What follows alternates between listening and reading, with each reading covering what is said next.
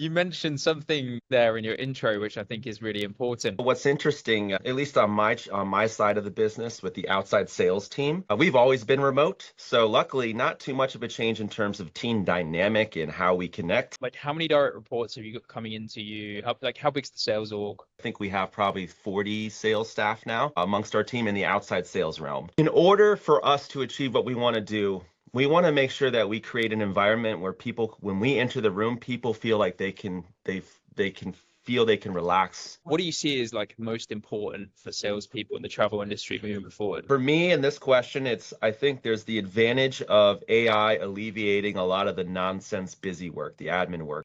We got some really good stuff there. Give the team 2 to 3 weeks lead time for the episode. So yeah, I assume if you're going off to Ecuador, is it next week?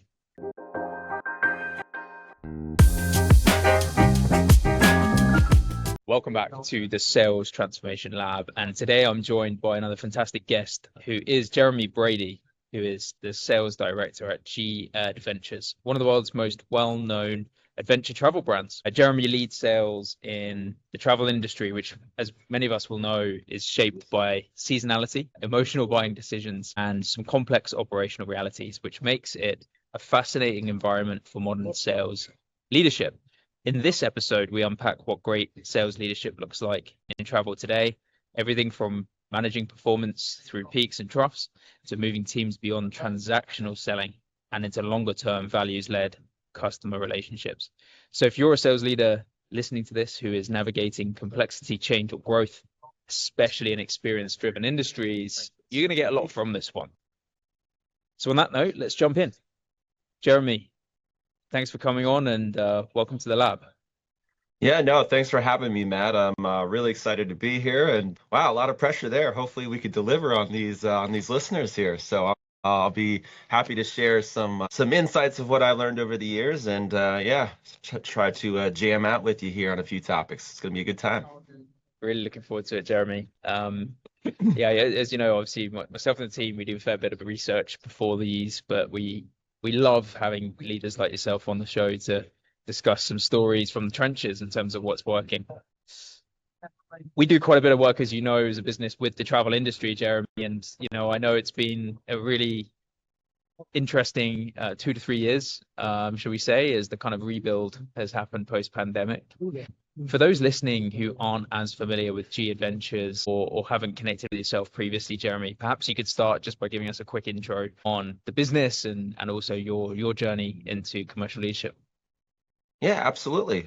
So, G Adventures, we are one of the pioneers of community-based tourism. So, what we do in the travel industry is we run escorted tours, but our emphasis and everything that we put into our business is focused on community tourism and ensuring that the local destinations also benefit, and then the travelers get a more immersive experience as a result. Our founder, Bruce Poon-Tip, founded this company over 35 years ago. He was backpacking in Asia, and then he realized there was a gap missing in the industry. And at that time, the only way to really get to the heart of a destination was really just through backpacking. So we wanted to find another way. And that's where he came back with this concept of G Adventures and started this out of a garage. It was almost like a Steve Jobs story. 2 credit cards maxed out, and now we are the world's largest adventure travel company in the world. So super exciting. As far as how I got involved in this, my start actually began as a travel advisor for Flight Center, or we called them travel consultants back then. So I worked for Flight Center, the US version, which was Liberty Travel, ran that for a couple of years, learned that side of the desk, and then I realized that my purpose was to really go on the road and be a road warrior and be that supplier and introduce folks to this new form of travel, because adventure travel maybe 15 years ago really wasn't that relevant in the US market. So it started popping off, and I found an opportunity that aligned with how I like to travel and the values that were behind it, behind G Adventures. So I joined as a BDM, or we call them global purpose specialists. And from there, my journey just grew along the way. I eventually ended up managing the field sales team back just before, I think 2017 is when I was promoted. So then I would go on the road with all of our GPSs and do sales calls with them on the road. So I'm sure there's many field sales managers out there that know that feeling and the long hours, the lots of travel that's required for that. And Then we caught ourselves in this position with COVID hitting, and unfortunately, our industry as a whole got slammed. G Adventures, we had to make some tough decisions and reduce a lot of the staff. My former director of sales, or he was a VP of sales, decided to fall on the sword for me. He furloughed himself and then decided that, this era was, my chance to jump up. G gave me the opportunity to step in, lead the team, and also lead the partnerships at that director level. Right around 2023 is when I was promoted to director of sales, and we've been doing double-digit growth since on this comeback. But going from the COVID era where I was on the field to now, it's a lot different. The landscape is really, really has changed because before there was a lot of brick and mortars that we would go Monday through Thursday scheduling calls with all our scheduling meetings with all of those partners and doing trainings. And now it's a remote world. There's a lot of home workers out there. So a lot of independent contractors, ICs that are part of these host agencies.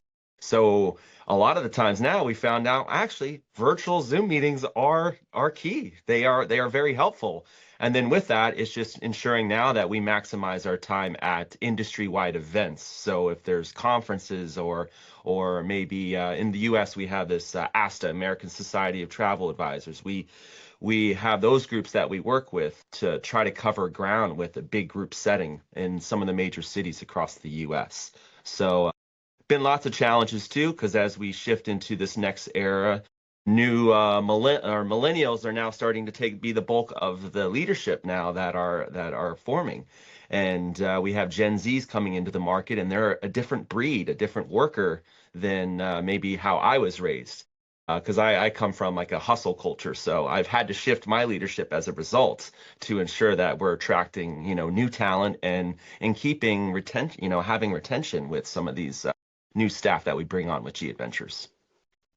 That was a lot I just threw in there. Sorry. I think already we've got a handful of awesome themes and topics that I'd love to unpack. I think that, just before we jump into that, Jeremy, given the work that we do in the industry, I always find it's a really cool industry in that pretty much everybody that you meet who works in the travel industry is an absolute travel nut. And they're super passionate about it. I mean, what's your favorite destination if you had to pick one? That's a question I get asked a lot. To kind of be frank, it's kind of funny. I'm on the lower end of the well-traveled spectrum with our team. We have people at G Adventures that are in the Century Club. I'm only maybe, I mean, I don't country count. I think I'm around 50 or 60 maybe over my lifetime. I would say for me, it's about people, the people you travel with, make those experiences. So something that was really special for me that I never thought I would get to do in my lifetime was go to Egypt. I always read about it, saw about it, watched movies over my lifetime about it. And then the opportunity came, and that was my very first. We have these familiarization trips that we're able to do as industry professionals where we learn about the destination and then we can come back and sell it as a better, and we do that with travel advisors too. We lead these trips. So Egypt was my very first trip that I got to go on, where I got to experience that. I got to take my wife on it, and it was her first massive like trip out of the country. That was a big like aha moment, and yeah, I definitely fell in love. And the funny part is like the draw is the pyramids. You can't wait to see the pyramids, but like that's day two of the trip, and then you have the whole journey down the Nile and Aswan and Luxor. There was just incredible, incredible temples and just stories that were there. It was probably by far the one that made the biggest impact. And then at G Adventures, Peru is also a rite of passage for us. That's our number one selling destination. So I've been there 7 times. I absolutely love Peru too. Wow, that's awesome. Amazing. Perhaps we could do a future recording at the top of Machu Picchu someday, Jeremy. I think that Heck might be a yeah. first. I love it. You mentioned something there in your intro, which I think is really important, which is obviously the fact that the travel industry has been impacted as maybe a bit more of a traditional brick and mortar to now the move happening to the more remote and virtual selling. Out of interest, what's the policy been for yourself and your team? How do you handle remote work versus office based, and how are you thinking about getting the team together regularly whilst maintaining that more distributed Yeah, so what's interesting, at least on my side of the business with the outside sales team, we've always been remote. So luckily, not too much of a change in terms of team dynamic and how we connect. The funny thing, though, I laugh about it was we were doing Zoom before Zoom was cool because we wanted to see each other on person, like as a group. And I think, you had Skype. I think we originally used Skype back in the day, but like that group setting with a ton of people on it. I think when Zoom first came out, that's where we're like, we want to have a team meeting. And now it's like during COVID, we switched. We're like, no, we just want to have team calls. So we don't want to have Zoom meetings anymore. But in terms of frequency, it's just more so, we have our weekly huddle as a team, just as you would as a normal sales team. So like on Mondays, we kind of go through, our normal agenda points and seeing how we're doing, how we're pacing for the month, what are we focusing on for the weeks. As far as my reps and connecting, we generally try to meet up at least 2 times a year. So we're getting ready to actually head out on a destination for a sales meeting. And actually, I think this recording comes out after we announce it, so this is perfect. So they don't know yet, but they're going to find out that we are actually going to be going to Ecuador for a sales meeting and bringing our marketing team too. So a group of us will be meeting down there later in July. So I'm really excited for that. That should be a good little meeting and inspire us. And something special about it too is Ecuador is where G Adventures started. So it's sort of like Wow. that. Okay. We want to bring it back to where it all began.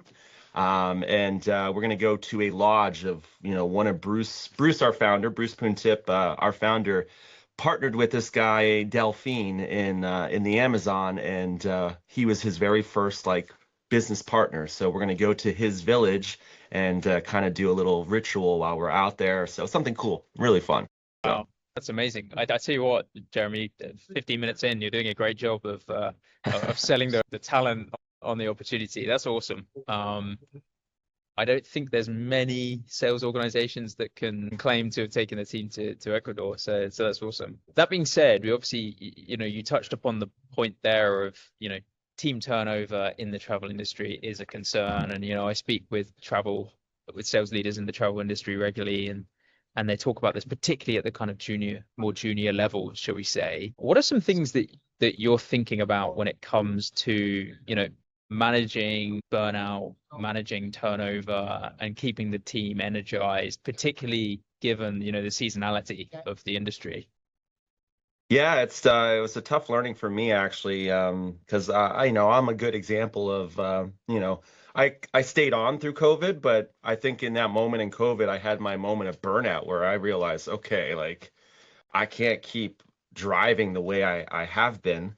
And I realized, I come from a hustle culture, like I mentioned, and it's just one of those, that's just how I was raised. So like the mentality was like I will outwork anyone. That's every salesperson says that. I'll outwork anyone, but that's truly like how I position it. It's like we're gonna get the job done. We're gonna accomplish everything we need to.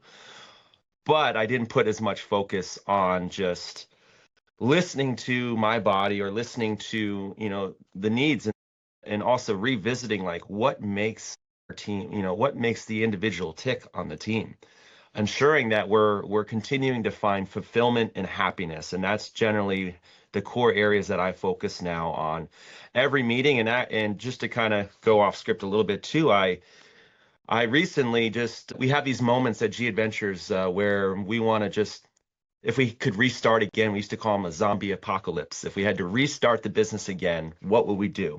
So I kind of had my burn it to the ground moment, actually 6 weeks ago, where I was like, I need to figure out a better way to have one-on-ones with my team, to balance out the partnerships that the meetings with partnerships, the needs of the business. And now, because I felt like one-on-ones are just becoming weekly check-ins where you're just doing the same thing and it's uninspiring to me. I personally, I don't like having meetings because it just gets in the way of accomplishing things that we want to do. So now I've created a cadence with our team where it's more about their growth and development. We meet once a month. Usually I give them an hour now to kind of go over like where they are. But what I also focus on is like, what's making you, what's the, what I ask them questions like, what's making you happiest in your role right now? What are you doing right now that you look forward to every day? And then that's where I try to find, can we keep delivering on that? Or maybe there's some projects or something we can add to their plate to make them excited, make them feel they're contributing. Because we have this philosophy of, we call it, communityship. And we're trying to do these ideas where we feel like everyone has a voice, everyone has this shared sense of responsibility, and we want to make sure that everyone feels like they're contributing to something far greater than themselves. So with this new junior, or we say novices coming into the business, they're motivated by feeling like they're part of something. They want to have meaning and purpose. And we talk about something that really wasn't talked about in the industry 15 years ago. Yeah, not really. I know G Adventure started it, and a lot of people are like, okay, who are these hokey Canadian, what's this hokey Canadian company like all about? They're talking about purpose and all that. But now we're seeing a lot more in the workplace of people focusing on ensuring that there's values in place and that we focus on a values-driven company. So I'm trying to think where else I can go with that. I'm kind of riffing off the cuff. Now, what's really interesting about that, Jeremy, is I would say so often we see that the one-to-one process with leaders is exactly as you say. The one-to-ones end up becoming purely about kind of check-ins and discussion of, pipeline and deal Hmm. reviews. And what's been interesting is that in well, a couple of things in our own benchmarking data, we've seen that 67% of managers feel like they are delivering regular coaching to their team, but only 37% of team members, the sellers, feel like they're being coached. So there's Yeah. some real disconnect going on there, where actually, there's kind of weekly deal reviews and check-ins. I think too often we're overlooking the actual individual. We're not coaching Correct. the talent, we're just coaching towards the deal. And what I love about the approach that you've done there is you've basically observed that in your own process and you've gone, enough. Let's focus on the really important piece of the one-to-one that's going to support performance and ultimately staff turnover as well. I love that. Yeah, there's a need. Well, and the other piece to what I did as well with this, because I know there's a need. You got to go through pipeline, you have to go through all that. However, what I've done now is I've told my team, like, I schedule an hour and a half in my day that's dedicated to you during those times that we're not having one-on-ones, and that's office hours. That's where we talk about a specific thing, or I need approval for this, I need approval for that, because that's what those calls were turning into. And I'm like, there's no development here. It's just I need approval for this. What happened here? Blah blah blah. And like that just didn't work for me, and it wasn't inspiring. And if I recognize it's not inspiring, I know it's not inspiring for them either. And generally, they catch it before you do as the leader, right? So that's the shift that we've done, and now we've been rolling this out here for the last 6 weeks, and it's been really refreshing because now people feel like they're doing meaningful stuff, and the conversations are very meaningful. And as part of our community ship model at G Adventures, I've also tried to integrate questions that revolve around opportunities where it's like you had an opportunity to do something or achieve a task or do something with a partner. Who could you have reached out to on the team that maybe could have benefited or helped you as a result? So now I'm asking those types of questions so that way the team feels like everyone's committed and connected together with this shared sense of responsibility. So now they're feeling a little bit vulnerable and knowing that, yes, there are some things that I probably could have done better. And actually, if I would have brought in so and so, that might have helped me too. And now it's going to start steering those conversations for them to reach out to team members and work together on this collaborative effort. I love it. It's really refreshing to hear. And I guess for the listeners tuning into this, Jeremy, who are thinking about ideas 2026 of things that they can do with their own teams. I mean, give us a sense of like how many direct reports have you got coming into you? How big's the sales org? Yeah, so right now I cover the USA and Latin America. So there's about three or four of me's across G within our respective regions. So I think we have probably 40 sales staff now amongst our team in the outside sales realm. Right now I have 7 people. So I actually recently promoted someone to national accounts to help alleviate some of the duties there for me. And I have six GPSs, or global purpose specialists, or we call BD, or the BDMs to those that are outside of G. So I think for me personally, that's the right number to have, six people. And I've done a lot of reading and research, and I'm sure there's a lot of stuff out there, stats out there that show like if you're going to give that right amount of time to people, like, yeah, that six is kind of the number. But what's funny, before COVID, I had 10 right out the gate as a novice, like national sales manager. I had 10 people I had to jump right in, go on the field with. So like I said, I was always on the road, which eventually, yeah, that leads to burnout. The sustainability of that isn't very, the window for that isn't long. And now I'm older and I know I can't go back to doing that again. Absolutely. Yeah, no. Again, like on that data point, we've done a lot of research on that, and yeah, you kind of nailed it in terms of the number of direct reports. So we actually find that yeah, that the kind of maximum is 8.6. So once you cross anything above kind of 8 direct reports, then your overall team performance starts to quite drastically drop off. So yeah, your real world experience backs up what the data is suggesting for team size. The Cool. other point that I love about the emphasis you've made in your one-to-one approach is that refocusing on the individual's development and career progression. The number one reason we see for higher performers leaving roles is that they don't feel like they were developing in the role, so they left to find growth elsewhere. And to your point around the kind of Gen Z generational piece, I think it's something that we're seeing more strongly amongst junior team members that are coming in. So they're looking for much more than just a paycheck out of their career. And they really do value the personal development side very, very strongly. I mean, does that back up what you're seeing in your organization? Absolutely. What we've done too is just kind of, I've shifted a huge focus that G Adventures, that we have it is in our hiring practice too, to ensure that we're hiring the right folks to begin with. Is we go all the way back to, let's say there's always going to be the steps of an interview process where folks will do we do hire views for the initial section, and that's where people showcase their sales background, some of their greatest successes, blah blah blah, the normal spiel. And then if they say that, if they have the right language in there, they have the right, that's where they can show their resume essentially. If they have the right package right there, I schedule a meeting with those candidates. And then from there, those candidates are expecting to have an interview with me where it's a breakdown of the role. But we focus more on core values. So before the interview, I send them a list of core value. It's a core values exercise. It's like a list of 100. We let them pick 5. They can combine them together. And then what we do is have them define each one themselves. Because I like this aspect, because now we get an understanding of what it means to them and have them describe it. And as a salesperson, hearing them describe how passionate they are, you find out what makes them passionate about that core value. And then we try to align it with our core values. And what I also try to really flush out in the very beginning too is I want to create that, not to be cheesy, but I want to create that safe environment for everyone to feel like they can speak their mind, they can feel like they're part of something.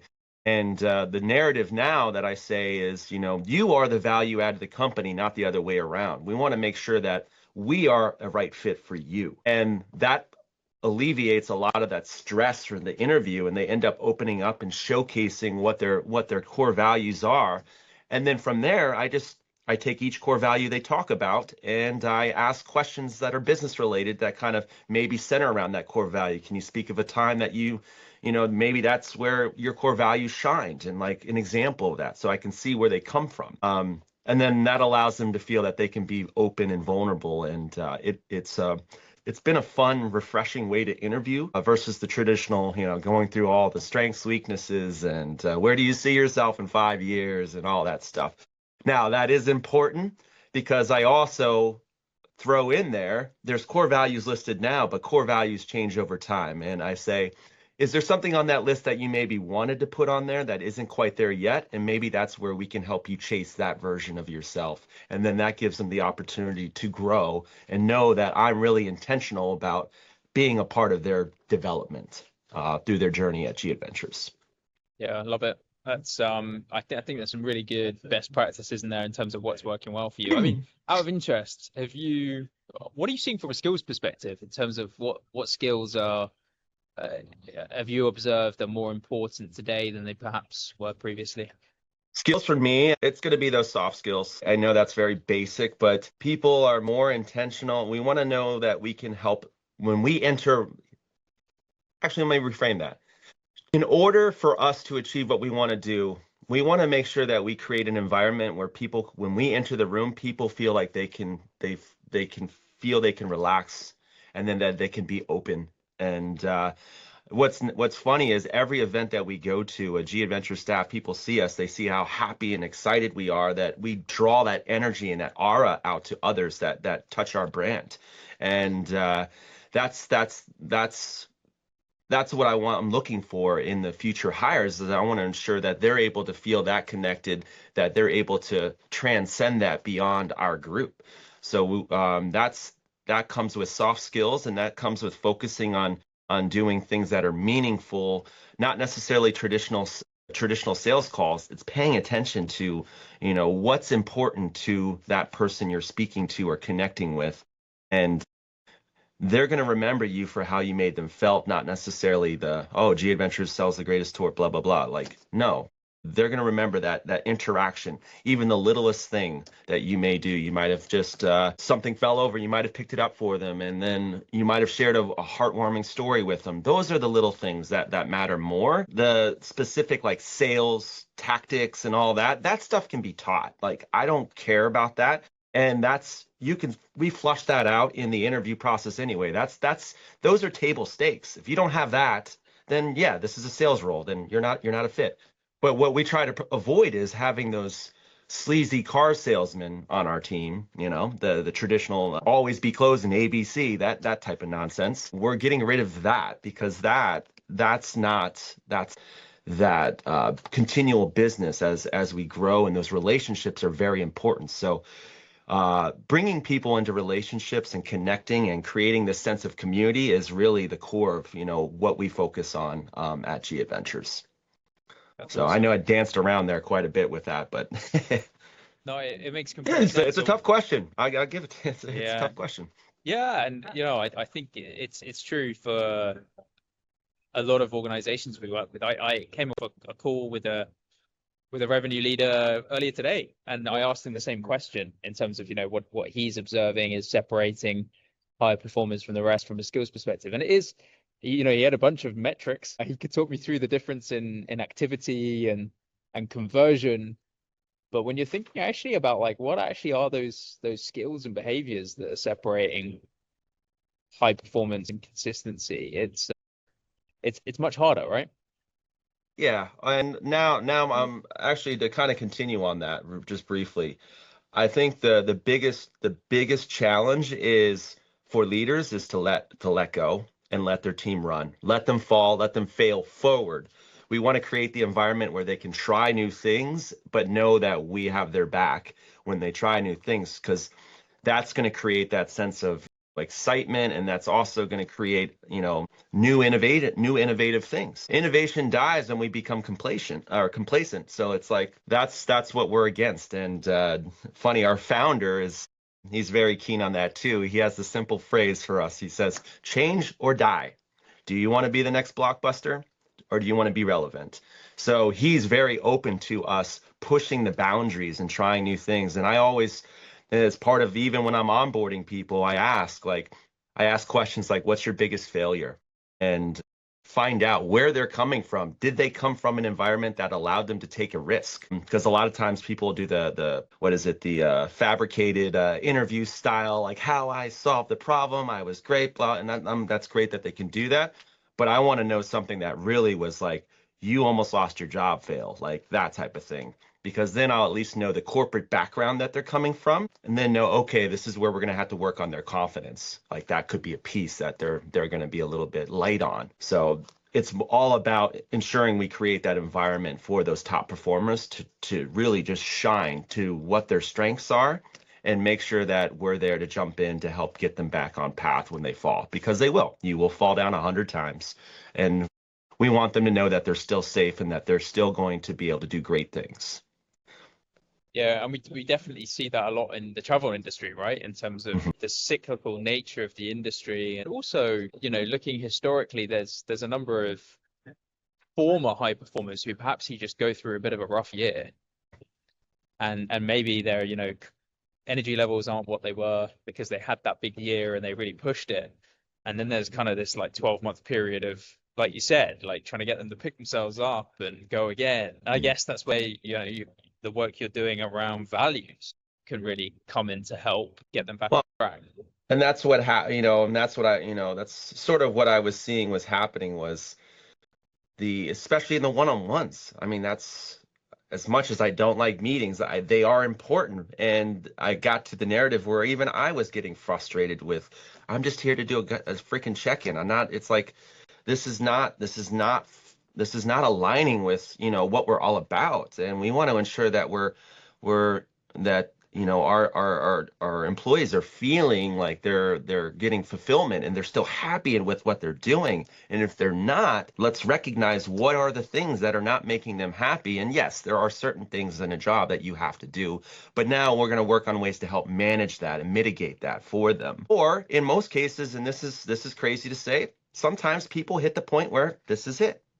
I think I've served my purpose, my time here, and that's okay. And we want to bring that encouragement because that's better for them and also for the business. We don't want to keep someone on just because we feel bad. We want to make sure that they're going to feel happy and fulfilled. So I even tell my team, like, if there's opportunities, if you don't feel like this is for you anymore, let's work on like what we can do to help you outside of G, because that's the best decision you can make for yourself. Yeah, totally. Had I think it was another episode recording on the pod where a leader actually said, performance management and helping people transition out is seen as a very difficult thing and can be seen as kind of very brutal. But he put it to me. He said it's actually a kind thing Yeah. because if the role's no longer right for that individual, then it's unfair on that individual to be trying to kill themselves to try and make it work. So oftentimes, like the kindest thing you can do is create an off ramp and try and help them find something better. Well, and it's you have this period where folks, it starts turning into I like this reference. So I'm going to use a milk run where they're just kind of going through the motions. They're not. You can tell like the drive is not there anymore, and you could always have as many discussions to say, hey, what's going on? Like I noticed that you're just not. What's happening? But yeah, that's where you can do a core values exercise with them and then realize, hey, the work we're doing is not aligning with you really want to focus on. So we've had to recently do that, unfortunately, for a few folks. And yeah, it was hard, very hard conversations. I've had people that I grew up in the business with that I had to do that with, and it's awful, but it's awful in the moment because you're always thinking in your head like, oh, those scenarios, and you're like, I feel awful about it. The reality is it was the best move for them in where they are in their life right now. And as a result, they are going to be happier doing something else. There's going to be a sting moment for a little bit where they're going to be a little hurt, but then they will know that it was the right move for them in the long run. Totally right. Yeah, I think it's spot on. And you mentioned something just before that, Jeremy, around I think the quote from your founder was, like change or die on Yeah. those lines, right? Yeah. Very, yeah. But it's attention grabbing, if nothing else. We're recording this in Q1 of 2026. It's unavoidable to not talk about, the impacts of AI. We're obviously hearing and seeing firsthand a lot of disruption happening in a number of industries, travel included. I mean, as you reflect on where we are today, where we're headed, what are some of the kind of key changes in the sales role within the travel industry that you see coming? And just kind of one extra caveat on that question. Maybe you already answered this with your kind of soft skills response, but what do you see as like most important for salespeople in the travel industry moving forward? Yeah. For me, in this question, I think there's the advantage of AI alleviating a lot of the nonsense busy work, the admin work. So that's great. There's always going to be that human touch that we need to have. And where I see this coming now, but this is this is me towing the line here with, oh, we're freeing up more time. So now hustle, hustle, hustle. Like I get trapped in wanting to go back down that rabbit. It's like, oh, I just alleviated 4 hours of my time that I spent doing this admin work. So now I can go back, I can fill it up with other more, crazy, like, let's go, go, go. I want to create for the future of our team is to have more time to, think, and also more time to plan and be strategic. So then that way it balances, it has that balance where they're not burnt out. There are going to be times to deliver. And I always say some days you go all in, some days you bag it. Not a popular belief amongst hearing this from a salesperson, but I don't believe someone can go 110% every day. I freaking hate that phrase. I think it's ridiculous. I'm all about that sustained growth, and I want that sustained excellence to continue. So for me, it's like, yes, you may have to work late in outside sales. It's a crazy job for those that aren't familiar with an outside sales role. They're out on the road. They schedule meetings with partners from like, coffee runs at 7, 8 in the morning, all the way up to 5. And then when they check in their hotel, they're getting ready to take someone out to dinner that evening. And then they're out till 9 or 10 sometimes, having cocktails with partners and really building relationships.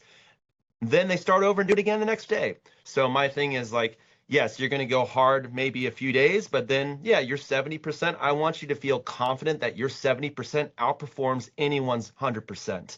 And then that way, when you're ready to deliver 100%, you're able to really shine and do some, I like to say, epic shit. So AI is going to help alleviate that admin work, but it allows us more free time to kind of really be strategic and build upon, give us some momentum and also a refresh on the direction we're going, or if we need to, it allows us to slow down. And I think that's important. We don't slow down in this world. We try to keep going, going, going. So this is allowing us an opportunity to be really more thoughtful and meaningful with how we spend that extra time now. And that's what I'm looking for. And I want to create the environment for my team and others that, come across us to do that, because you could still do incredible shit and also, not kill yourself doing it. Love that. So what I'm hearing is the opportunity to embrace more sustainable speed by leveraging AI to automate the repetitive manual tasks that we've been doing for so many years. Now, it also, what's important, I want to say this too, because I'm sure there's going to be companies out there or directors that are in the similar role. Like, well, I report to a board, or like I have a board. They want numbers. They want boom, boom, boom. That's where you have to make that decision. Like, is this company culture is this the right fit for you? Because not a lot of, there's companies that, like G Adventures that provide that space. But I understand there's a ton of corporate companies out there that don't believe, it's like, no, you have to hit your numbers. So we freed up all this time for you with automating all this. I need you out there doing more. And yes, that's a reality you're in. You have to meet people where they're at, and also companies where they're at. So that's where, as a leader, you might have to make some tough decisions on whether this is the direction you still want to go, or if you need to find a company that embodies that. Because I know it's kind of a new thing for a lot of companies. Yeah. And I think the one word we keep hearing a lot of, and we've heard it in the travel industry as well, is ultimately what I think a lot of the sale comes down to is still risk, right? So the buyer is still concerned about risk in the deal of, and booking a trip. For sure. It's high risk, right? You want to make sure that you're making the right decisions. So having, to your point, that trusted human on the other side who can do that high impact consultative sales approach is going to help build that trust that overcomes the risk in the purchase. Is that fair? Yep. That's fair. No, that's good. That's great. Well, then from our layer, it's like on the outside sales team, we're working with those travel advisors out there and those travel counselors and trying to, we're a layer removed from the business or from the sale. So that's the challenge too, is trying to empower them to feel like they could still be valuable to that customer, and trusting that they're using us as their supplier to book their customer. So that's a fun little layer there. That's hard. Right, because you got the direct sale, but then you've also got the indirect sale through third parties as well. It's a fascinating industry and a fascinating time to be building.